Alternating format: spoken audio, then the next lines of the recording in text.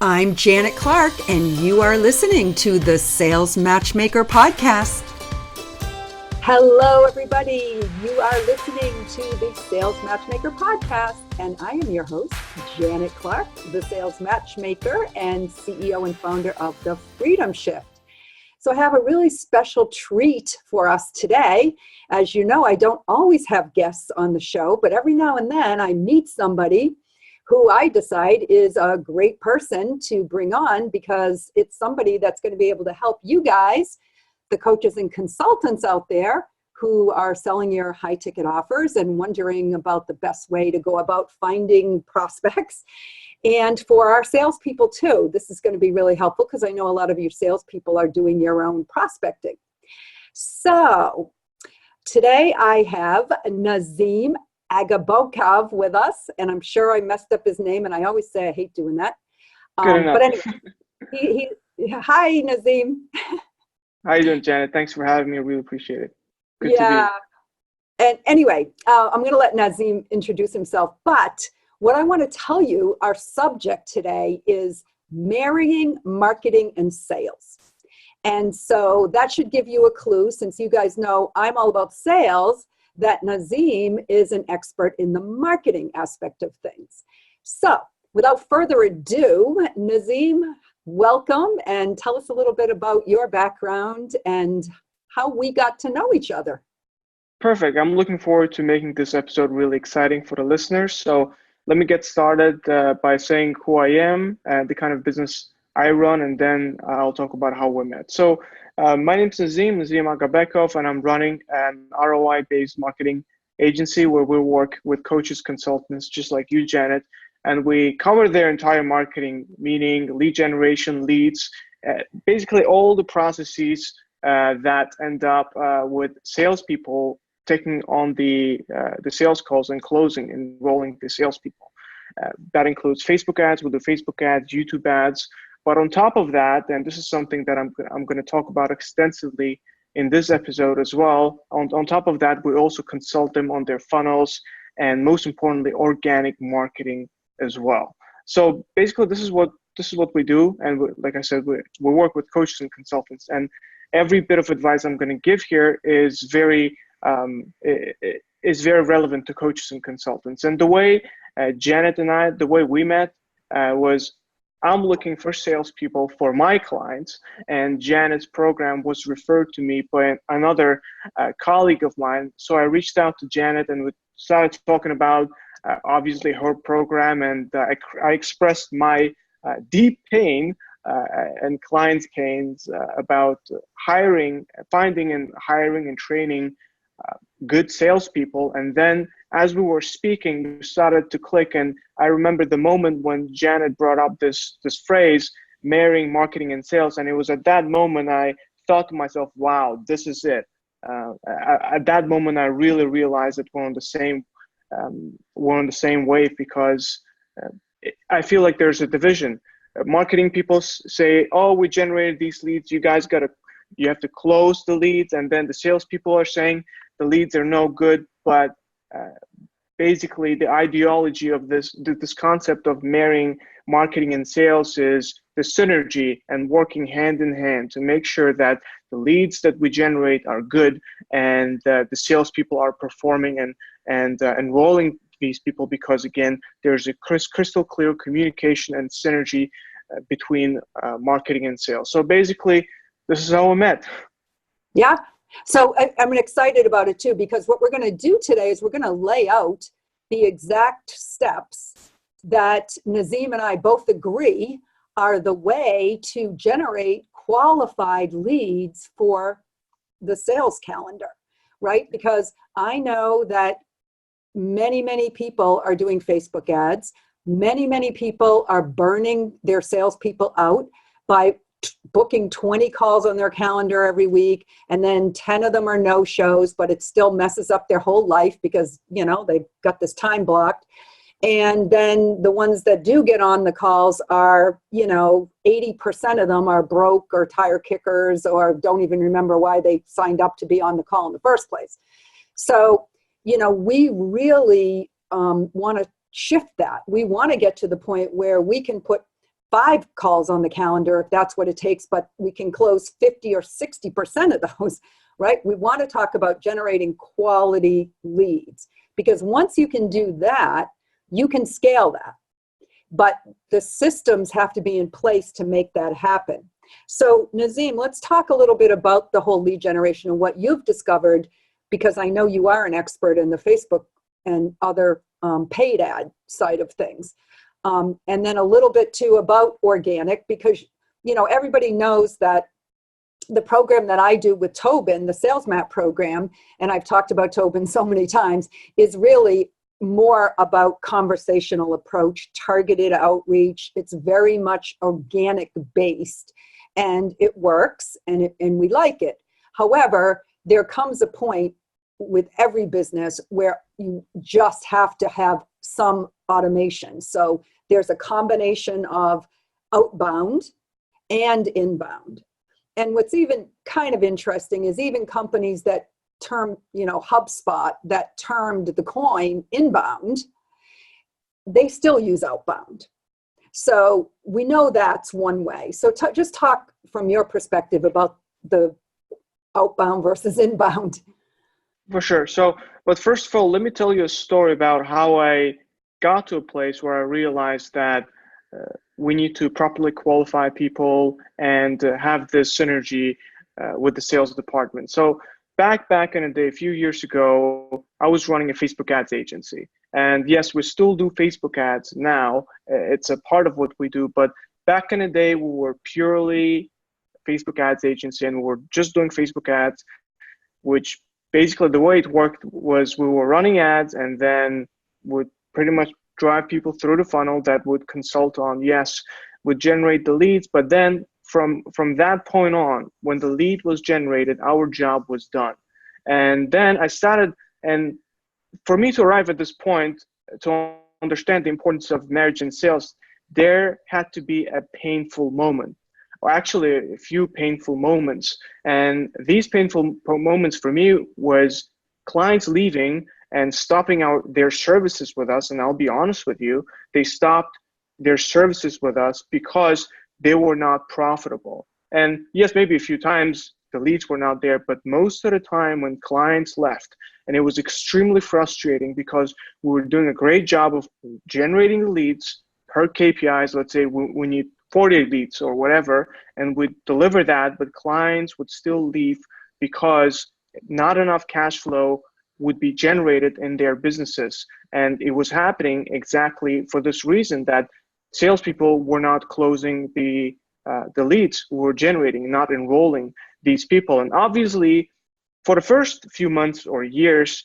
my reaction was, why these people are not closing sales? It's their job. I'm doing my part, and you guys need to be doing your part now, right? You know, we're playing this game of throwing the hot potato around, like the ball is in your court, and it's in your court, and it's this blaming game, right?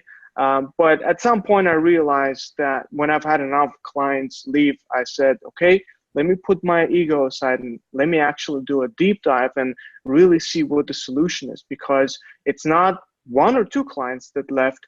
I'm seeing a pattern, and not just with our agency, but I'm also seeing, obviously I have colleagues who also run Facebook ads agencies, and I started seeing a pattern that the client retention significantly dropped. And me as a person, when I work with clients, I literally want to work with them for 5-10 years. I don't want to work with them for 2-3 months, because for us to dial in everything, and when I onboard a client, when we onboard a client, it's a relationship that we start, and it actually takes a few months to even get our personalities right, and you know, we're on the same wave, and automations are performing well. So it was in my best interest to make this relationship a long-lasting one, not a short one. So this kind of pushed me to start realizing that we had to create the synergy between sales and marketing. And naturally, I just started speaking with salespeople. I would literally just, and with different clients we had, different sales departments, different sales managers, different salespeople, I would literally just say, hey, let's Skype. And I would speak with them. And then I would record their, obviously upon mutual consent, I would record our conversations, and then I'd analyze. And I'll, you know, take a pen and paper and write down what are the similarities were in the ways they complain. What were the patterns? And the parents were patterns were the ones that you pretty much brought up in the first 2 minutes of the podcast. The patterns were that the leads are broke, they're not qualified, this, and that. So then I dived into the numbers, and let me tell you that before I started doing this, I would never go into the sales tracking sheets because I was running a Facebook ads agency, right? That's not my business. Sales is not my business. I don't care. I'm just generating leads. But because I needed to make it work, I started diving into the sales tracking sheets. And to my big surprise, I realized that the leads we were generating, we were generating them by quantity, but the quality wasn't there. And to give you an example, would generate 100 applications, and out of them, 40 would no show or cancel. And then, 30% or 40% even didn't have the financial resources to enroll. And then the salespeople would have 20% qualified sales calls. And the problem was that I'm starting to get into the how I started solving these things, and you guys, and this is also another thing that we have in common. We have the disco code, the setting code thing. I'm not going to get too far into that yet, but basically it was at that moment I realized, okay, there's no way, and this is kind of like the golden nugget for marketing number one. You have to take things by the volume, right? You have to just keep generating this quantity of leads, but you have to come up with a way to disqualify these people before committing an hour of your time. And I had to figure this out because the pattern was one. Salespeople and sales managers were complaining and they were burned out. That's it. They would get 10 calls on their calendars and maybe 1 or 2 were qualified. Just imagine. And I had to also put myself in their position. They would open up their calendars and they would have 6, 7, maybe 8 sales calls. And by the end of the day, they would have 1 qualified sales call, and it would be okay. But you're mentally, if these calls were disqualified beforehand, but they were not. And I just imagine these salespeople mentally preparing for these sales calls, and then one by one, they were either canceled or these these leads were not qualified. And no wonder that these clients were dropping out because their sales teams didn't perform, because salespeople were mentally exhausted and burned out by people canceling, by the leads not having, not being up to par, like as far as the quality goes. And so this is the problem, and I started solving this problem, and I'm sure you, Janet, are aware of this problem. So maybe we can start talking about how we're fixing it, right? Yeah. So as you're talking, I could feel the energy just draining out of me, and what that actually feels like, because believe me, I've been on those days. I've been through a lot of Facebook ad leads myself. So and for some really, top-notch people. So anyway, we know that's the problem. And what I loved about our conversation, Nazim, when we first talked, was that you have recognized that as a marketing person. And you also recognize that there needs to be a good salesperson on the back end of that, and that there's a whole bunch of people running around out there right now that have all these tricks and tactics and techniques, but they're really not the level of salesperson that you want for your clients. And so we started to have this conversation, and I'm like, well, if I'm going to match you up with my people, I have to know what kind of leads they're going to get, which is part of the reason why we do the prospecting lead generation through ourselves, is because I don't want to put my people who I'm matching up with your clients through that. So I liked what you told me. So tell me a little bit about, we talked about, okay, we got Facebook ads. We all know that. They go to a landing page and they sign up for a webinar, which is the traditional funnel. And then from there, they go through some kind of a, typically they would make an appointment and they would be on the sales calendar. So you said to me, nope, that's not how we do it. So talk a little bit about what you do that makes it different from what a lot of other Facebook funnels are looking like. Right. So, like I said, because I started diving into the sales processes, I started understanding sales problems, and it was clear to me that the problem was not on the in the first steps, which we were covering back in the day, like the only the Facebook ads part and lead gen. It wasn't the problem. The problem was that salespeople were burning out and they were not closing at a high rate. And the big problem was that the leads were not qualified.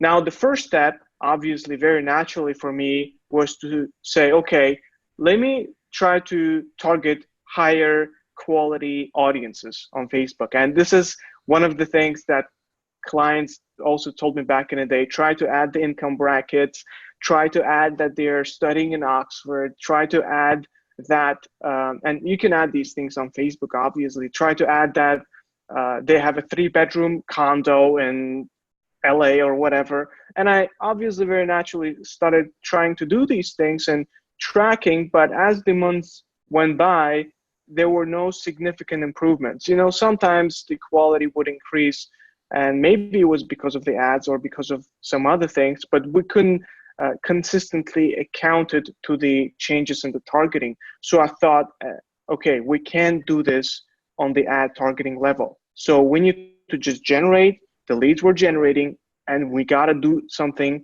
in the steps leading up to the sales call. Now, the second thing I tried to do was work on the thank you pages for clients. And there's this new terminology of intent-based marketing, and making sure that before leads got on a call with us, they had a strong idea, and they had a strong idea of who they're going to speak with, namely our client and their team, right? So I crafted this video script that went on the thank you page. It was like 8-9 minutes long, which extensively talked about client's mission, case studies. We edited it, added music. It looked beautiful. And then I let it run for all clients for another month. And I mean, we did notice a bit of more improvement for how clients identified with our clients on sales calls. And there was a bit more of the positive feedback in there. But again, the problem still remained, and that salespeople kept getting on sales calls with unqualified people. I mean, you can't, no landing pages, no videos, nothing can change the financial situation of the lead on the phone, right? It's their life, it's their story, and nothing can change it. And Facebook targeting couldn't change it either, because no matter how many income brackets you add and how precise Facebook tells those parameters are, they're not that precise. And Facebook is just one big predicting algorithm. But as experiments show us, it's not as precise, okay? So the third step that we did was I actually went to mastermind with another big person in the coaching industry, actually here in Europe, and I had a meeting with them at their offices, and I started speaking with the salespeople, and they told me, and I was very surprised. Actually, it was funny because they had 6 salespeople, like sales staff, let's call them 6 sales staff, but there was only one person who was on enrollment calls. And I said, well, what are these 5 people doing, right? And he said, they're setting. And I was not familiar with the terminology. I said, well, what does that mean, setting? So, well, they're calling people up to see if they're qualified. And it was literally so obvious to me. I was mad at myself that something this simple, this natural, I didn't think of this. And in marketing, in sales, in business, most brilliant breakthrough solutions are also the most common sense and the most simple. And basically, I spoke with them a little bit more, and they introduced me to like a script. They had their setters run through with the people, and obviously, I think you should talk a little bit about it, like the actual script maybe. But our script was basically just a 15-minute conversation. We'd say, "Hey, Janet, how are you doing? Thanks for applying for a call," and would literally qualify them for 3 points: time, energy, money. Would just say, okay, you want our help, all right? Maybe we would ask them for their unique situation and why they applied for a call, and then would say, Do you have enough time? Like if you get accepted the program, can you start it right away? If not, then it doesn't make sense to do the breakthrough call. Do you have the energy, and would obviously qualify people for their behavioral characteristics? If they're negative, positive, lazy, or hardworking, would qualify people for that, and would actively disqualify, and we're still doing that. If the person has the money, even if we literally disqualified millionaires on the phone because they didn't have the right expectations going to the breakthrough call. They wanted everything to be done by the others and stuff like that. So we'd literally disqualify them. And the third one obviously was the money. And this was the most breakthrough part. We'd just be honest and say your investment range, you can expect to invest, if you get accepted into the program, anywhere $3,000 to $7,000, and would have, for example, 1 or 2 programs for our client. Can you comfortable investing this kind of money? And if a person would say no, we'd disqualify them. And if a person would say yes, we'd qualify them. And by doing this, we generate now 10 applications per day, 10 applications, let's say at $100 per person. So we'd spend $1,000. We'd end up qualifying 1, maybe 2 people. Okay, let's say 2. And salespeople would have not 10 sales calls booked on their calendars, but 2 sales calls booked on their calendars. And then they would close 1 with a 50% close rate for a program which is $4,000, $5,000, $6,000, maybe even more. So, and it was like a $1,000 to $5,000 ratio, like 1 to 5. But ROI is not the best part of this method. The best part of this method was that managing salespeople became more sustainable. There were no more burnouts, and would only have 1 or 2 salespeople, like actual salespeople on the team. And they were absolute rock stars, and the ones who were not rock stars would just let them go. And it was just like 1, 2 salespeople.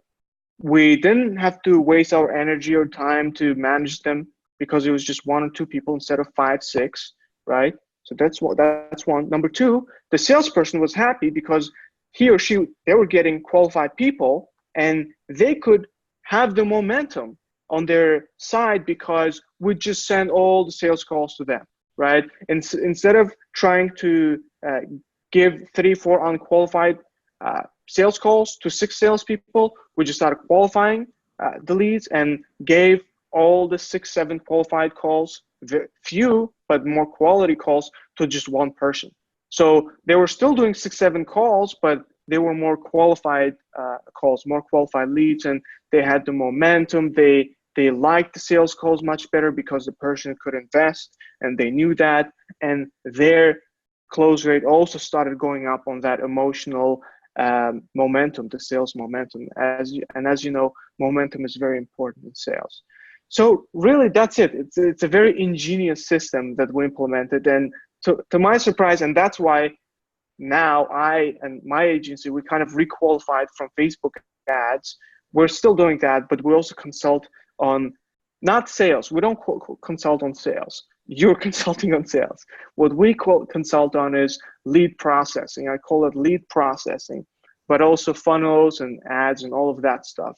But the most important part in this whole process, because anyone can run YouTube ads, anyone can run Facebook ads, anyone can write up a webinar script. The most important is establishing and then automating this piece in this system where leads are generated, then qualified, then passed on to the salesperson. So that's how it works.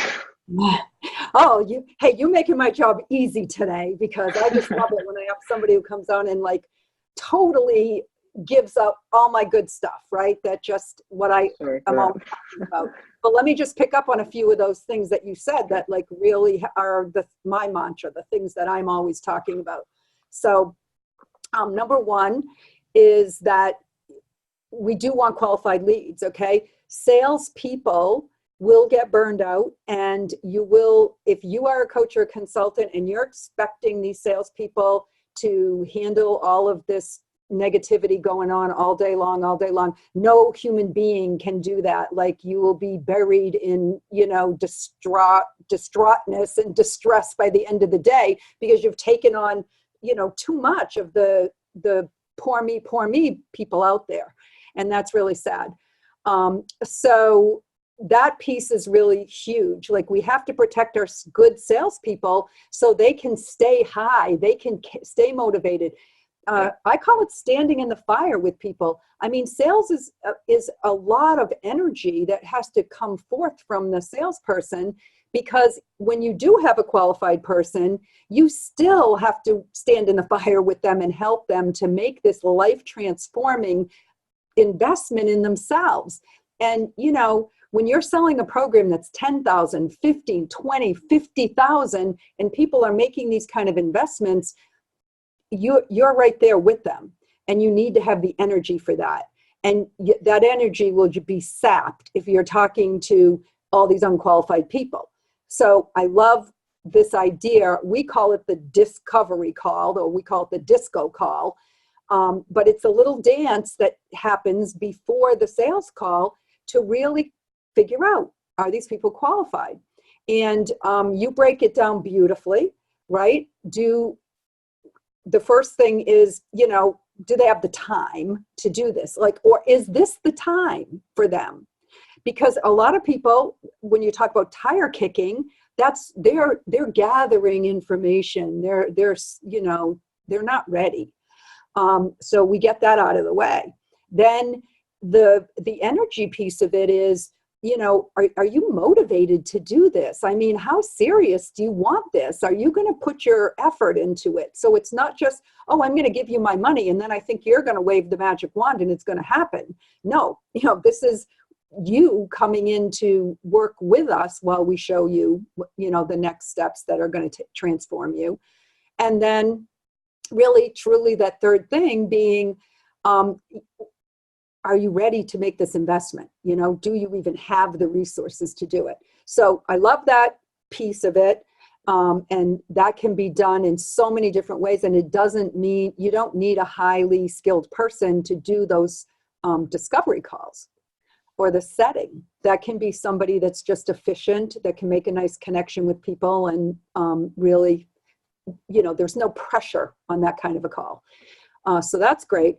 But the thing you picked that you said that made me really smile, for those of you that are watching this, opposed to listening to it, is when you talked about the management. Because what I'm finding a lot of coaches are doing is they think their problem is they've got to manage their sales team.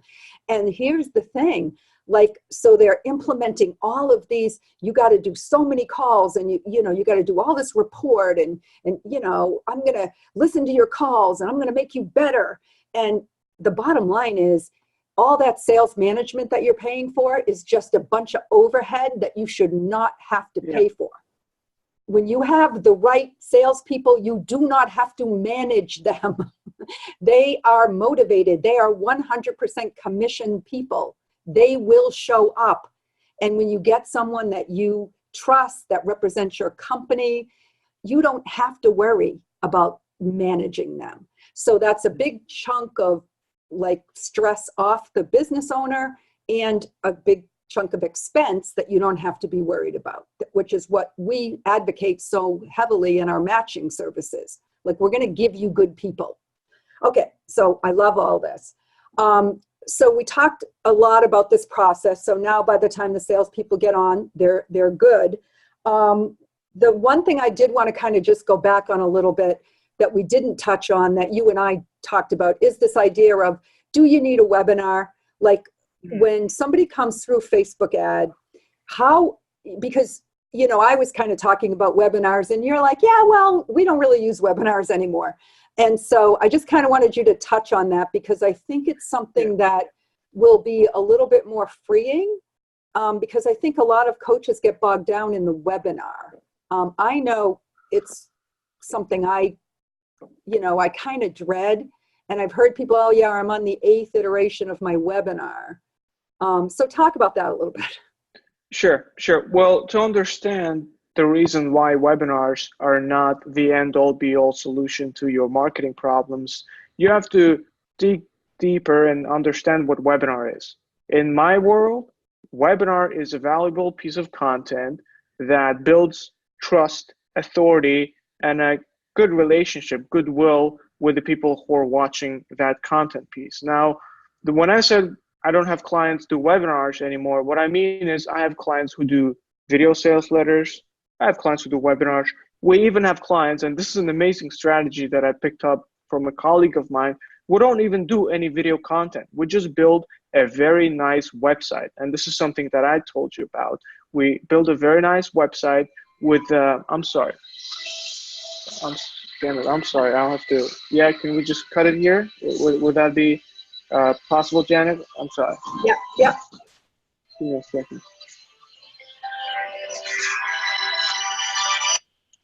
Just give me a second. That's okay. We have people who can do our editing for us, so they'll cut it out.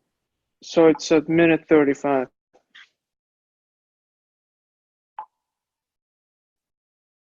It's my mom.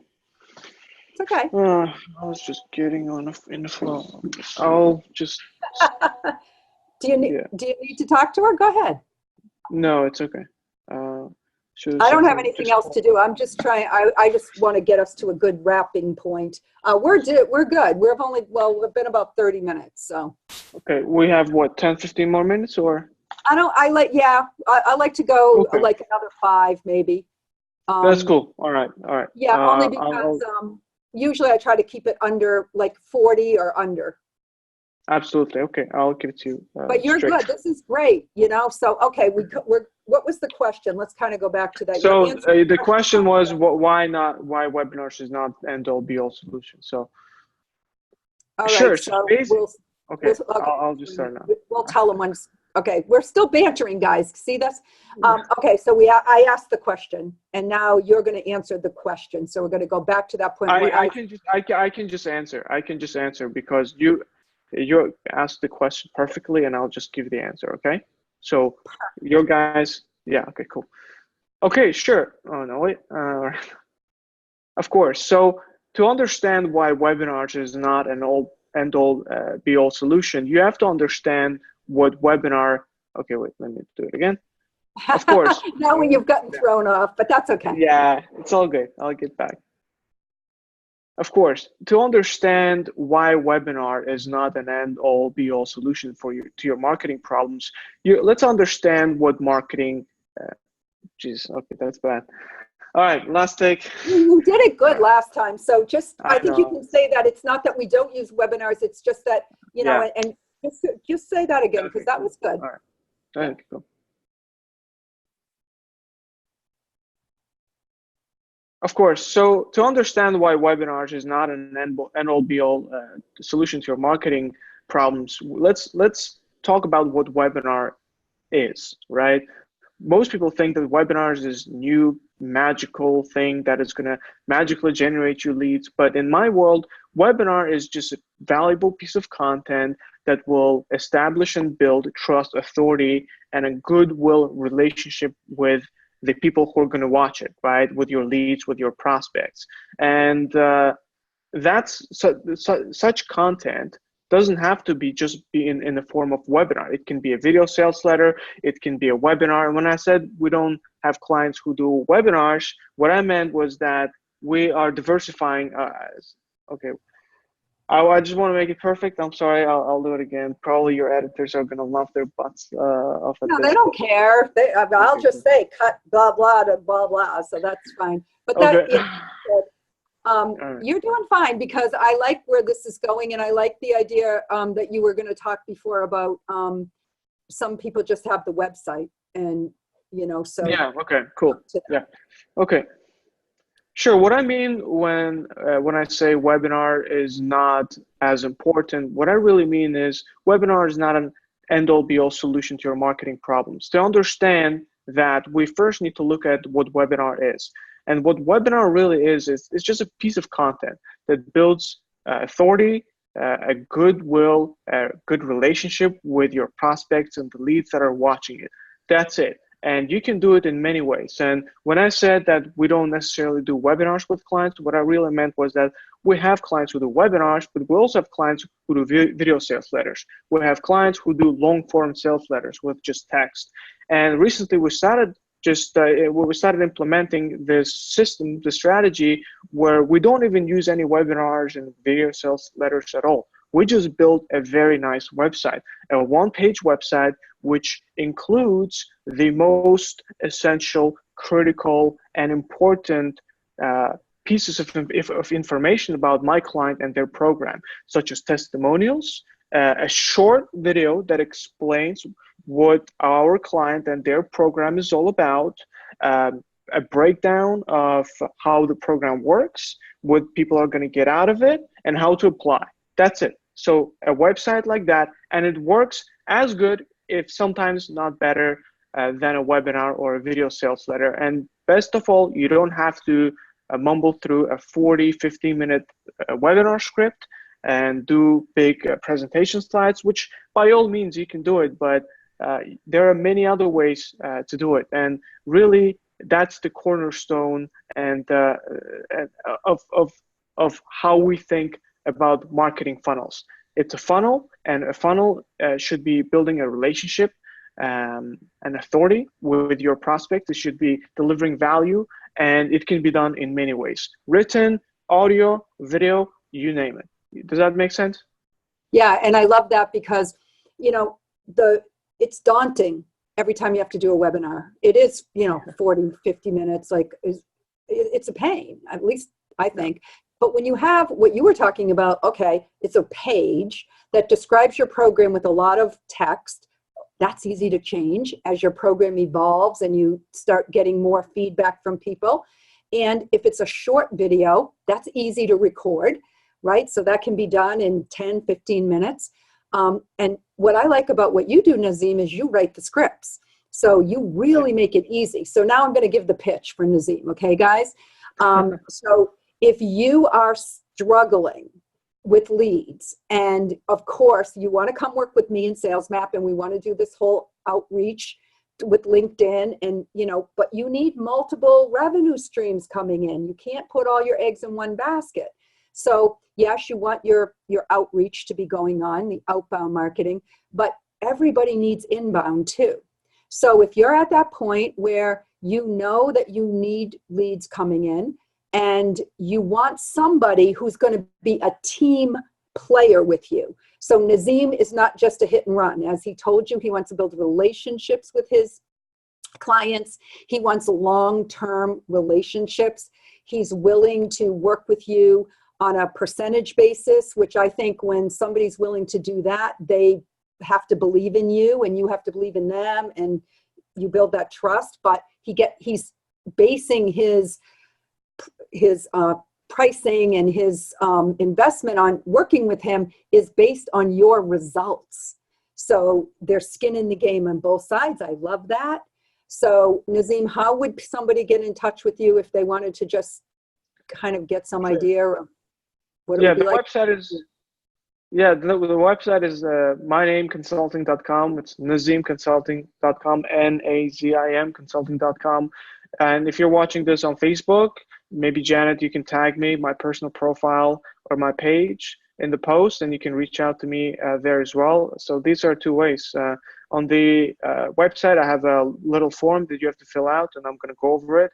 And if I feel like we're a good fit, I'll schedule a call and we get on a call. And listen, just to plant the seed for maybe a future podcast would make, I would really love to talk about the whole outbound strategy that you guys are doing, because I was very, very impressed during our call that you said like the LinkedIn stuff. And boy, I've been trying to crack the LinkedIn formula for so long now, the organic LinkedIn strategies. And I don't know if you're going to do a standalone podcast episode on that. I would really love to listen to it. Yeah, well, I do them occasionally, and so we're just about to launch our newest version of SalesMap. We've brought in actually a third partner, and she's a leadership expert in how to grow your team of salespeople and kind of, I don't want to use the word manage because I just went off on a tangent about that, but really how to lead a team of salespeople as you're growing and incorporating new people into your team, and how to really get comfortable letting go of the sales part of your business, which is, that's a whole new thing. So yeah, I'll be talking about that, and I'll certainly let you know, Nazim, and I appreciate it. But thank you so much for being here today. This has been an awesome episode, and it's always inspiring when I bring somebody else on. It's easier for me to add great value when I have brilliant people come on and chat about their experiences. So thanks for the opportunity. I really appreciate it. Really appreciate it. Hopefully we'll do another one soon. Thanks. Okay, so we will be back next week with a new episode of The Sales Matchmaker. Thanks for tuning in today. As always, happy selling, and bye for now. Thank you for listening to this week's episode of the Sales Matchmaker podcast. To hear more episodes, visit us at www.thesalesmatchmaker.com.